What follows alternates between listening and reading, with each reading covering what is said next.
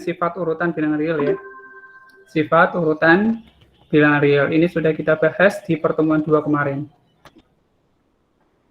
Walaupun dilaksanakan secara asinkron, kalian bisa belajar sendiri di situ. Nah, saya lupa untuk ngasih tugas, cuman nanti habis ini akan saya tagih tetap supaya jadi presensi di pertemuan kedua. Di sifat urutan bilangan real, kita kenal namanya sifat trikotomi. Ini akan keluar terus sampai ke pertemuan selanjutnya ya. Sifat trikotomi itu di mana kalau misalkan saya punya A adalah suatu bilangan real, maka A nilainya adalah positif, A nilainya adalah 0, atau A nilainya adalah negatif. Ini sifat trikotomi. Dan itu sudah dibahas di pertemuan 2 kemarin, di mana untuk sifat trikotomi itu kita katakan bahwa A itu anggota P itu adalah bilangan positif, sama saja ya, positif, A sama dengan 0, dan negatif A-nya adalah bilangan positif. Ini adalah sifat trikotomi. Sehingga bilangan real itu merupakan gabungan dari bilangan positif, himpunan bilangannya anggotanya 0, dan negatif dari A itu sendiri. Jadi negasinya dari P tadi, AA dari anggota P. Dari sini bisa kita tuliskan, kalau A nulisnya kayak gini namanya A positif, langsung ya. A lebih dari atau sama dengan 0, bahasanya yang benar adalah lebih dari ya, bukan lebih besar, tapi cukup sederhana saja, lebih dari. A lebih dari atau sama dengan 0, atau bisa kita katakan adalah bilangan tak negatif. Kemudian kita punya A kurang 0, atau bisa kita katakan A negatif, langsung ya. A kurang dari atau sama dengan 0, kurang dari ya, bukan lebih kecil. Perhatikan bahasanya, besok kalau kalian jadi guru, apalagi lulusan UAD, maka sudah bukan lebih besar atau lebih kecil. Karena kalau nulisnya lebih besar, nanti jadinya 3 lebih besar daripada 2. 2. Sebelumnya, Pak Faris, ya. Screen-nya belum muncul, Pak. Oh, oke. Sorry. Ya, terima kasih sudah diingatkan. Oke ya, jadi ini ya sifat trikotomi, A bilangan real, A adalah positif, A sama dengan 0, A kurang dari 0. Ini kalau misalkan kita katakan A itu anggota P, positif. Kemudian A sama dengan 0, ya sudah berarti A sama dengan 0. Kemudian A kurang dari 0, ya bisa kita katakan negatif A anggota P. Jadi negatif dari A yang di atas tadi adalah anggota P. Nah, ini yang dinamakan dengan sifat trikotomi, akan selalu keluar. Sehingga nanti bisa kita katakan bahwa bilangan real itu terbentuk dari himpunan gabungan antara P, gabungan himpunan yang anggotanya 0, gabungan negatif A. Nah, nyebutnya masing-masing bilangan positif, tak negatif ya, ini non negatif boleh. Ini negatif, A negatif, kemudian A non positif atau tak positif. Dari sini nanti akan kita kenal namanya sifat transitif, sifat trikotomis, dan sifat antisimetris.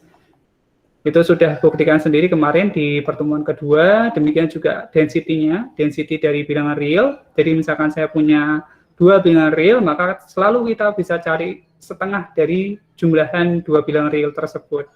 Jadi kalau misalkan kita katakan saya punya suatu bilangan real dalam suatu garis bilangan, maka kalau misalkan saya katakan ini 0, ini 1, pasti ada setengah di dalamnya. 0 sampai setengah pasti ada 1/4. 0 sampai 1/4 pasti ada 1/8. 0 sampai 1/8 pasti ada 1/16. Dan seterusnya sampai terus, saking padatnya di tiap 2 bilangan real ini, padat banget, maka analoginya adalah pada saat kemacetan. Jadi kalau kemacetan bisa kita katakan bilangan itu adalah mobilnya, bukan tergandeng ya, enggak yang terus nyambung itu enggak, tapi dia kayak jejer-jejer terus, saking padatnya. Pasti di dalamnya ada lagi, dan seterusnya.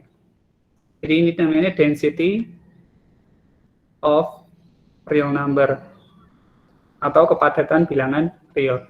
Ini yang sudah kita pelajari di pertemuan kedua kemarin. Nah, yang sekarang akan kita pelajari adalah nilai mutlak hari ini. Nah, sebelum masuk ke nilai mutlak, saya lupa kemarin di pertemuan kedua, harusnya kalau ada asinkron itu kan kita ada tugas. Kalian bisa cek nanti di LMS atau di e-learning pada materi yang kedua, itu harusnya ada tugas di mana kalian diminta untuk mengumpulkan, selesaikan latihan 1.7 dan latihan 1.8. Ini yang akan menjadi presensi kalian untuk pertemuan kedua ya. Jadi nanti kalian kerjakan di kertas boleh, nanti dikumpulkan. Nah, dikumpulkannya di mana? Dikumpulkannya cukup di e-learning-nya. Jadi nanti silahkan dibuka e-learning-nya lagi. Kemudian pada mata kuliah analisis real. Kemudian nanti pada pertemuan ketiga ini sudah saya berikan. Unggah hasil pengerjaan latihan nomor 17 dan 18. Ini yang akan menjadi presensi kalian untuk pertemuan 2 kemarin.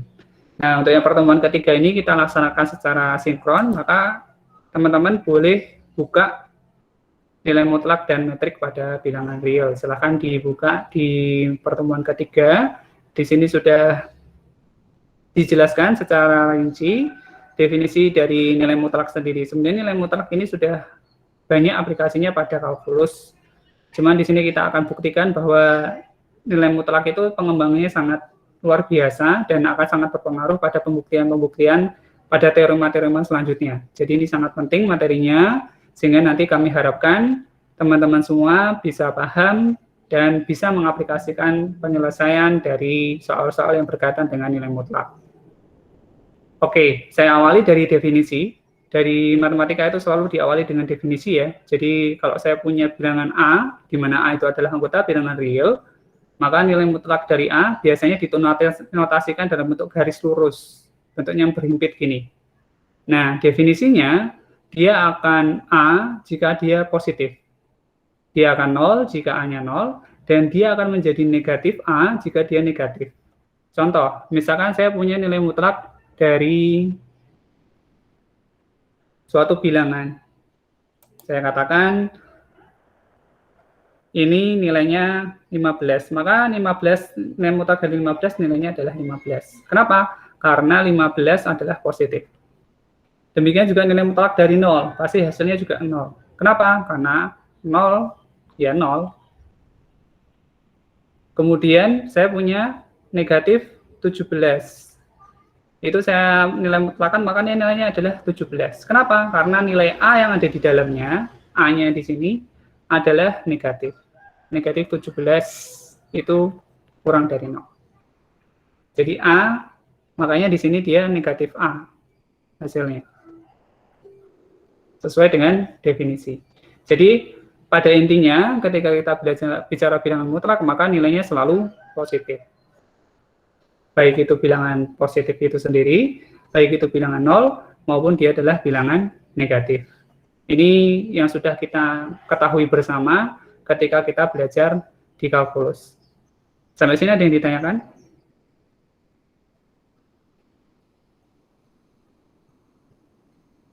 Tidak ada. Oke, kita lanjutkan ya. Ya, jadi ada beberapa buku yang nulisnya 3 kayak gini. Ada juga yang nulisnya cuma 2. Yaitu dia bernilai A jika A lebih dari atau sama dengan 0, lebih dari ya, bukan lebih besar. Ingat-ingat. A lebih dari atau sama dengan 0, atau bisa kita katakan dia adalah A non-negatif. A non-negatif, karena dia tidak negatif. Demikian juga nilainya negatif A jika dia negatif, supaya tetap jadinya positif. Nah, di sini ada beberapa teorema, silakan nanti buktikan sendiri, lihat sendiri bacaannya, ada di Bartel, juga ada di LMS. Kalau di LMS kan sudah pakai bahasa Indonesia ya, jadi tinggal aplikasikan. Kita langsung ke definisi 2.2 saja, di mana di definisi 2.2, nilai mutlak itu biasanya aplikasinya pada ke fisika, ke kimia, biologi, dan seterusnya yang kita sebut sebagai distance. Atau bisa kita katakan jarak. D, A, B artinya jarak antara titik A ke titik B. Ini sering kita aplikasikan pada bidang geometri. Kalau kalian ikut kelasnya Bu Harina, kelasnya Pak Aan, kita akan bahas nilai mutlak di situ juga. Di mana jarak misalkan antara negatif 2 dengan 3 itu adalah 5. Negatif 2 dengan 3, jaraknya itu 5. 1, 2, 3, 4, 5. Jadi nilai mutlak itu aplikasinya ke distance atau jarak. Demikian juga pada ketaksamaan segitiga. Ini seringkali kita gunakan dalam pembuktian. Misalkan saya punya nilai mutlak A ditambah B, pasti akan kurang dari atau sama dengan nilai mutlak A ditambah nilai mutlak B, di mana A dan B anggota bilang real. Buktinya sama. Kalau misalkan kita lihat dari teorema yang sebelumnya, ini ya, A itu diapit oleh negatif dari nilai mutlak A dan nilai mutlak A itu sendiri. Sehingga ketika saya definisikan di sini, maka negatif nilai mutlak A kurang dari atau sama dengan A tanpa nilai mutlak, kurang dari atau sama dengan nilai mutlak A. Dan B juga sama. B itu diapit oleh negatif nilai mutlaknya dan nilai mutlak B itu sendiri. Sehingga dari sini saya gabung ya antara ini dan yang ini, A ini dengan yang B yang ini, maka diperoleh negatif nilai mutlak A ditambah negatif nilai mutlak B kurang dari atau sama dengan A ditambah B kurang dari atau sama dengan nilai mutlak A ditambah nilai mutlak B. Pakai sifat distributif, negatif keluar karena dia negatif 1, maka bisa berlaku sifat distributif pada aksioma bilangan real. Demikian juga A tambah B, dan di sini tetap sama nilai mutlak A ditambah nilai mutlak B. Diperoleh berdasarkan definisi dari nilai mutlak, kalau dia kok diapit oleh bilangan negatif dan bilangan positif, maka dia adalah definisi dari bilangan mutlak. Dari teorema yang ada di atas. Jadi kalau misalkan saya punya nilai mutlak, maka dia diapit oleh ini ya. Kalau dia diapit oleh negatif mutlaknya dan nilai mutlaknya dia sendiri, maka maka nilai mutlak itu adalah kurang dari atau sama dengan nilai mutlaknya masing-masing, atau A ditambah nilai mutlak B. Jadi sama kayak yang ada di atas. Sampai sini ada yang ditanyakan? Ini ya, yang saya maksud ya. Jadi kalau dia diapit sama bilangan negatif dan positifnya, maka dia definisi dari A kurang, nilai mutlak A kurang dari atau sama dengan C. Atau bisa kita katakan nilai nilai mutlak A kurang dari atau sama dengan C, maka dia diapit oleh negatif C dan C itu sendiri. Ini berlaku jika dan hanya jika, artinya bisa dari kiri ke kanan atau kanan ke kiri. Atau biasanya kalau kita sebut ada syarat perlu dan syarat cukup. Nah, dari situ ketaksamaan segitiga bisa kita perumum ya. Jadi kita bisa buat perumuman dari ketaksamaan segitiga. Kalau tadi cuma 2, A sama B, maka ini bisa kita berlakukan pada semuanya sampai ke N. Nanti biasanya pembuktiannya pakai apa? Biasanya kalau pembuktian sampai N ini pakai induksi matematika yang sudah kita pelajari pada matematika diskrit. Nah, teorema 2.3 ini bisa kalian lihat di Bartel, nanti bisa cari sendiri di internet juga banyak. Sekarang kita langsung ke aplikasi aja. Coba dikerjakan yuk, saya tunggu 5 menit untuk ngerjakan nomor 1 dulu. Silahkan kerjakan nomor 1. Semuanya, boleh ambil pulpen, pensilnya dulu. Silahkan kerjakan nomor 1. Demikian juga boleh yang nomor 2. Kerjakan nomor 1 dan nomor 2. Saya tunggu ya. Kurang lebih berarti 15 menit. Nggak apa-apa.